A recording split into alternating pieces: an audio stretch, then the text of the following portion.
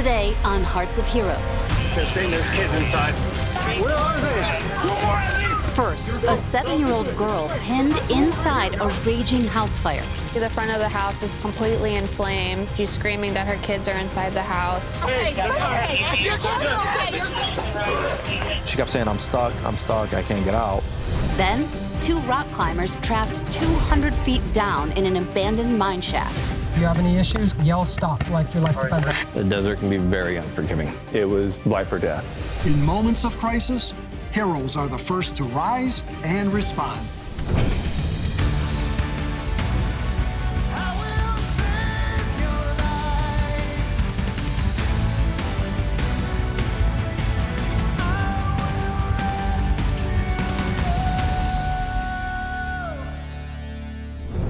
Every day, first responders face heart-pounding rescues that put them directly in harm's way.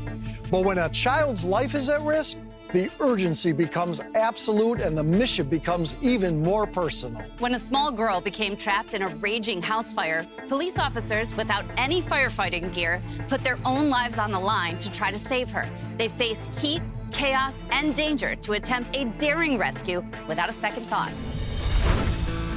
In tight-knit communities like Farmington Hills, Michigan, just outside Detroit, police and fire departments work side by side, united by trust and mutual respect.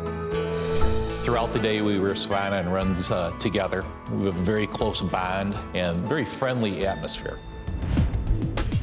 With officers already on the streets, it's not uncommon for police to reach a burning building before firefighters do. We have between 6 to 10 officers on at any given time and spread out throughout the whole city, so we can get around pretty quick. One April morning, a frantic 911 call would put the courage of the Farmington Hills PD to the ultimate test. 911. Fire!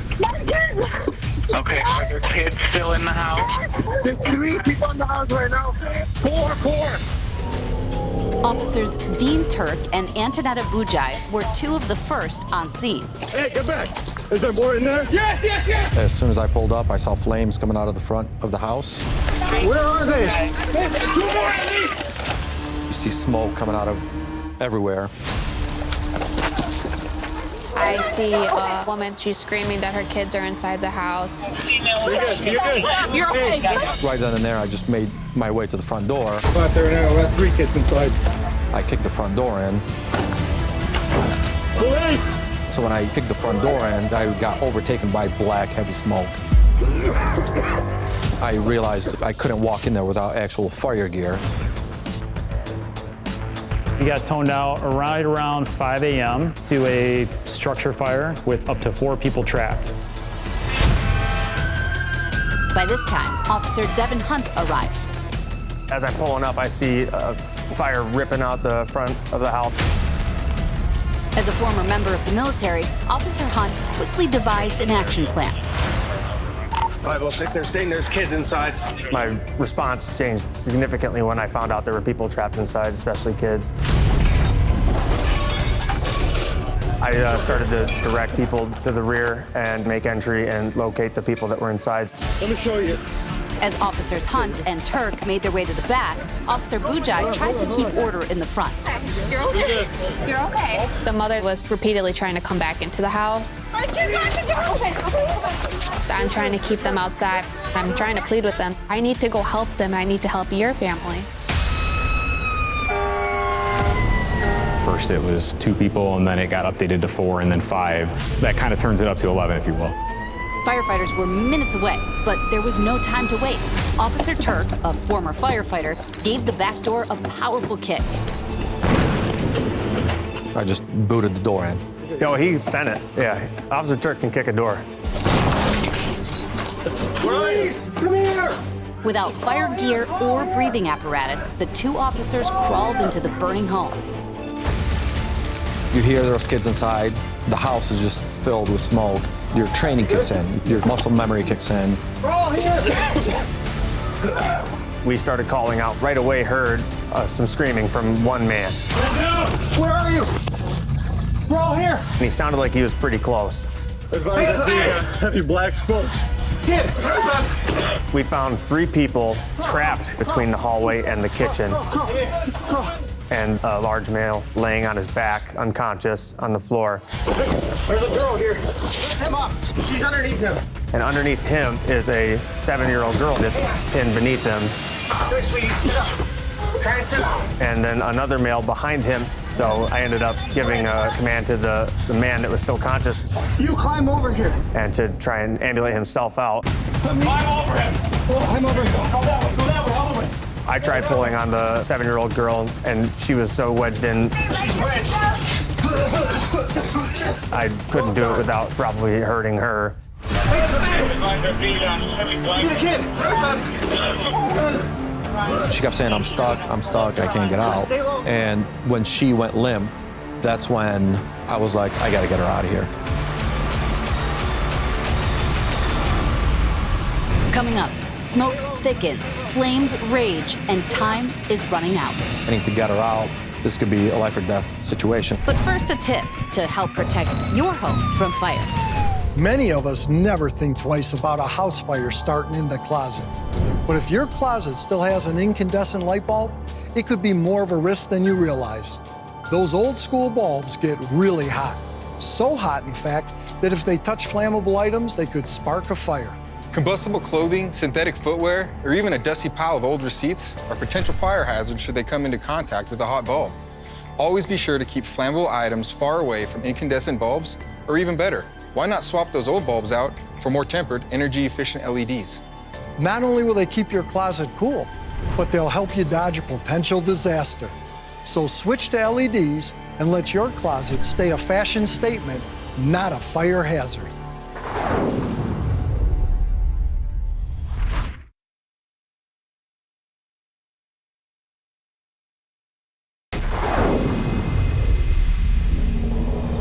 Police officers in Farmington Hills, Michigan had bravely entered a burning home, putting their own lives at risk. Inside, a little girl was pinned underneath an unconscious man. We had multiple attempts to try to move the male. No, lift him up. She's underneath him. By this time, another officer, Timothy Shingleton, arrived on the scene. How many are inside still? I kind of pushed the side door open, immediately met by super thick smoke. Where are we at? Started crawling down the hallway. And then that's when I start hearing Officer Turk and Officer Hunt in the kitchen.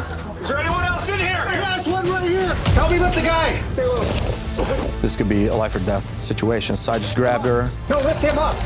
She's underneath him. I was able to pull her out, yank her right underneath him. Get her out, look here. I picked her up and took her out the same hallway that I had originally come in.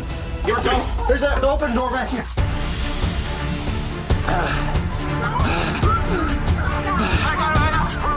Now we had to deal with the unconscious man. He's pinned with his foot right there. The smoke was getting thicker, the flames were starting to come towards us. Go outside. Okay. We had to take turns going in and out of the building. Guys, let me take a breather. That's when I just stood up and I just grabbed him and I pulled as hard as I can. A man that was 250 pounds of unconscious dead weight. You got him? He's unconscious. No, he's not. He's up. Incredibly, the man regained consciousness just as they pulled him to the back door.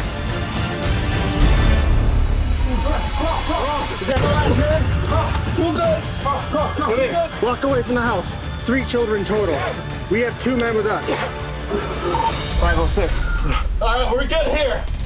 Even after the heroic rescue, the officers stayed in the fight, supporting the fire department without hesitation. Just start pulling this one? Some of them were helping drag hose to get a water supply for our engines. They were helping identify some of the hazards, including a down power line. Be easier if you go through the back. They helped us a great deal. All 4 suffered from smoke inhalation and were rushed to the hospital, but they all pulled through. In the end, lives were saved, including 2 small children, and the officers were recognized with the department's prestigious Medal of Valor. Recently, Sheldon Yellen, of our sponsor, Belfour Property Restoration, met up with 2 of those heroes. So here we are back at the scene where the incident happened. First time you've been here since the incident. What are you feeling? It's very different, you know, no adrenaline, no emotions playing into it. It's weird looking at, you know, the house. And you guys just showed up and running in with no hesitation into a burning house, knowing there's people inside that house. Yeah, you know, showed up, saw the house on fire, knew that there were people inside, and we just took action. I can't imagine being in their position without having the protection that we have as firefighters, standing outside of that house and having to make that decision. It's one of those things that you really don't have time to think. You just got to act and do the right thing. The decision they made that day absolutely was heroic. Nobody wants to see themselves as a hero. And to watch those videos, I don't know a better word to describe what you saw. Once we got those guys out here on the porch, this is the spot that we realized really what we had just done. We're there to help those who can't help themselves. We're there for a situation like these where someone's in distress. I was very proud of that. Every police officer will tell you they get in the business to help people. And when you get the chance to do it, it is just one of the best feelings. Coming up, 2 men trapped hundreds of feet below ground. Mine rescues are very technical rescues. The desert can be very unforgiving. It was life or death.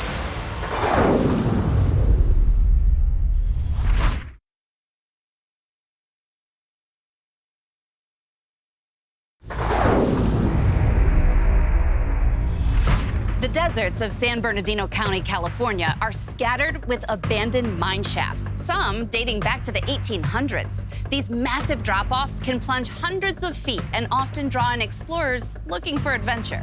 When 2 climbers became trapped inside one of these unstable voids, first responders had to attempt a dangerous rope rescue. In the 1800s and early 1900s, prospectors flocked to California in search of gold and silver. While most never struck it rich, they did leave behind a hidden legacy. Hundreds of abandoned mines scattered across places like San Bernardino County.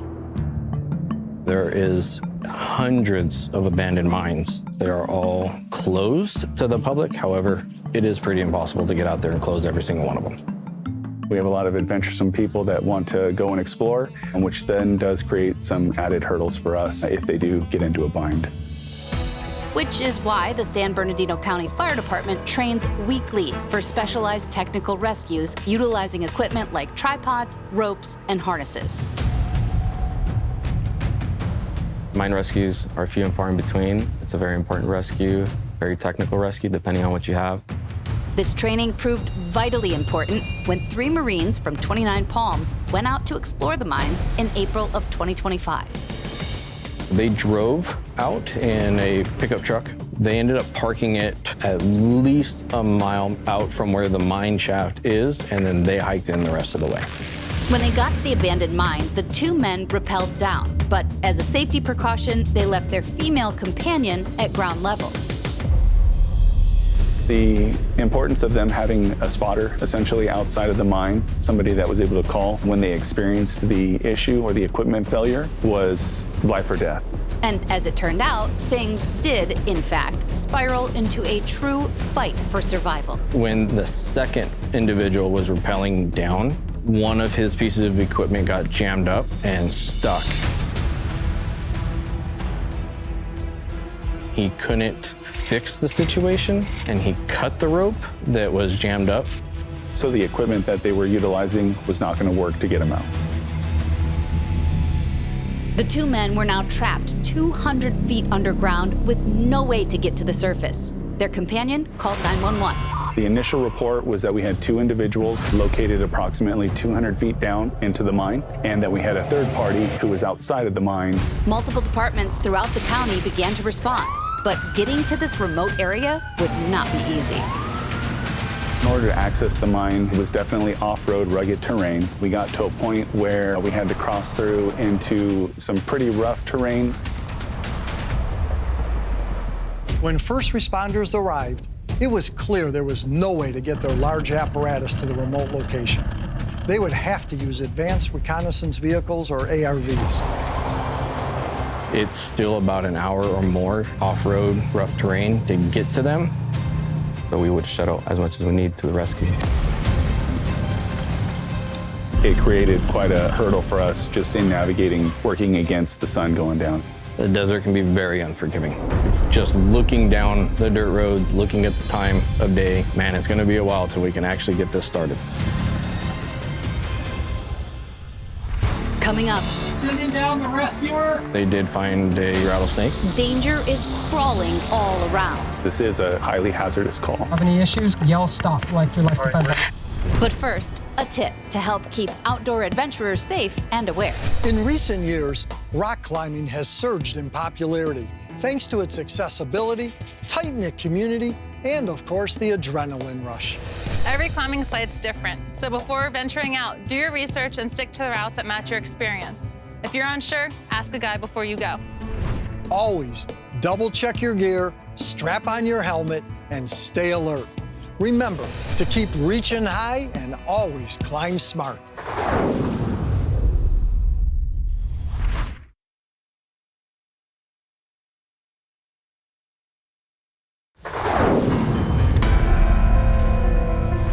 When two men got trapped inside an abandoned mine, rescuers from California's San Bernardino County Fire Department had no choice but to rely on a bold and unconventional method to reach them.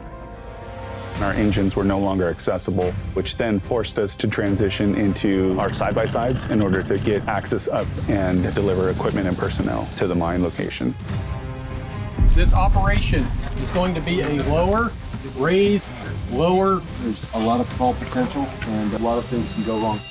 With a sparse amount of daylight left, first responders got to work. Common communication with hand signals. We were able to do voice-to-voice communication. We were able to basically shout from the top. They would hear us, and they'd reply back. They were uninjured and a little dehydrated. Though the men were not injured, they were certainly not out of danger. At some point, they did find a rattlesnake that was down there with them. In a pit teeming with danger, they weren't just fighting the clock. They were battling nature's deadliest traps. This is a highly hazardous call. First responders set up a dual rope tripod system in order to safely lower a rescuer into the mine. Once we have our rescuer on the system, We're sending down the rescuer. There might be rocks coming down. Make yourself safe. and then they begin the slow process of bringing them into the hole. I was in charge of lowering our rescuer. Mainline ready? Ready. With that, the rescuer was lowered into the cavernous mine shaft. We have these devices called clutches, and that is what you use to lower the rescuer. The rescue was on. One wrong move meant crashing into jagged rocks or crossing a venomous snake. A little bit more on the leg. There you go.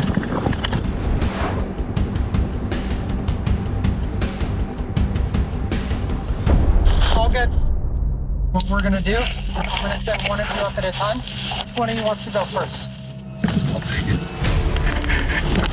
If you have any issues, yell stop like you're like the fence. Ready,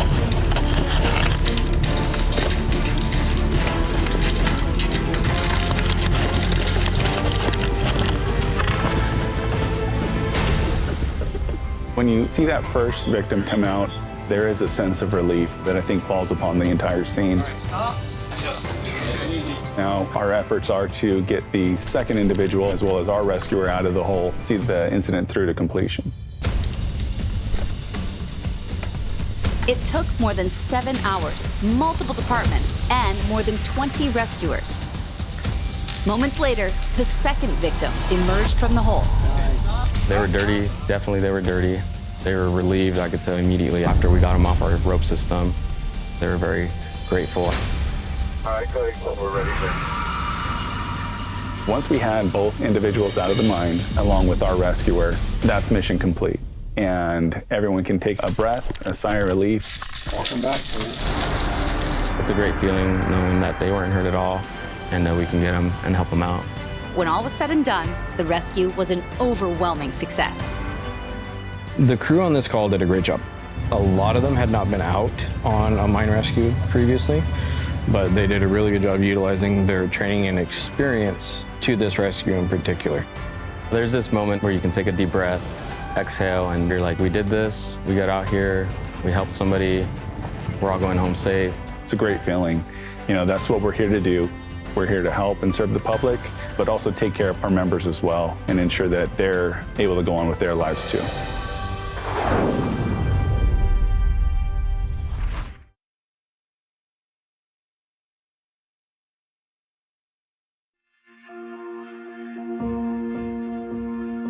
Across our nation, authorities are working to close thousands of exposed mines, but some still remain unmapped and accessible to the public. It's always safest to just stay away from these potentially dangerous locations entirely.